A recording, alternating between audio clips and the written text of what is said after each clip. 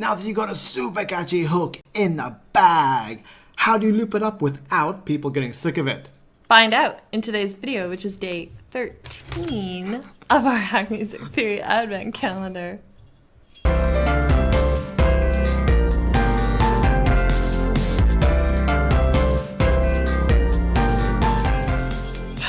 Kate and Ray Harmony here, and welcome to the Hack Music Theory Revolution, where we empower you with notation-free theory for making great music. Alright, let's jump in. So we've got our 3-part vocal counterpoint on the screen right now. We haven't recorded vocals yet, so it's just on the piano still. The first thing you want to do is loop your hook 4 times.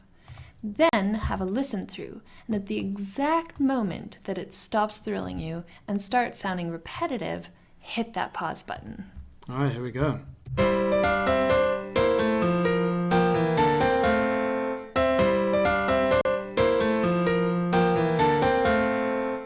Boom, right there, right there. Alright, now that you've identified the exact moment in your section where it gets repetitive, you have the opportunity to inject some variation into that, which is going to keep the whole thing sounding fresh. Because what happens is when variation comes in and takes the melody away from what it has been, that gets the attention of the listener just as they were kind of settling into that.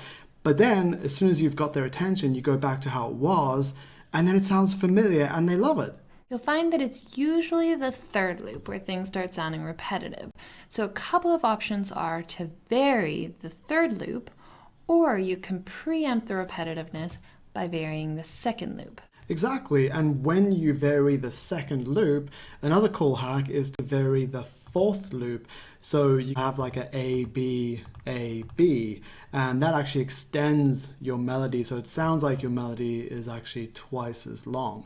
So what we did was kind of somewhere in between those two. We varied the beginning of the third loop, but just with a little bit of the end of the second loop. Right here at this joint is where we got creative. So we're going to glue things together and open it up.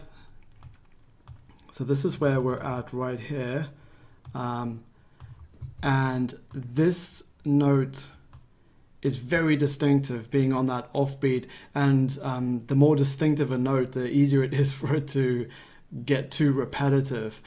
So what we did is we just said goodbye to that note. We extended the one before, which is also nice because this is the point of counterpoint. So we had a nice long note there, and then we had a breath here, and for the first time since the beginning of the melody, we started the for Christmas, we started that on the first beat of the bar. So that really made it kind of tie in back to the beginning, except this time, instead of starting on the root of C major, we decided to start the lead vocal, so that's going to be Kate's melody. We're starting on the 2, and we're just going to join that to make a nice flowing melody. And the reason we decided to sing a 2 instead of that 1 over the C major chord is because when we deleted that note before, what we were left with was a melodic movement of a perfect fourth.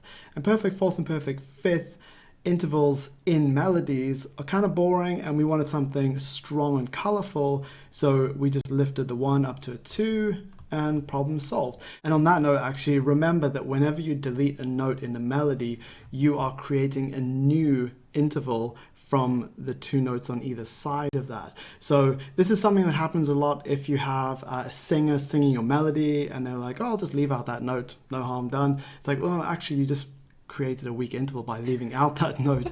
And another common place where this happens is, if someone's remixing your track or something, they're doing some sound design, they're like, oh, I'll just leave out that note. It's like, now we got a weak interval. So be aware that deleting any note in a melody creates a new interval from the notes on either side of that.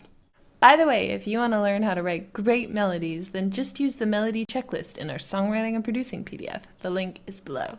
All right, and then we've just got one last tweak to make, and that's at the very end, because that distinctive offbeat note is there again, and obviously we don't want to end on a weird offbeat. So we're just going to extend that point again to how it was halfway through, and we are done. Have a listen to this. Christmas counterpoint, Christmas counterpoint, Christmas counterpoint, Christmas counterpoint.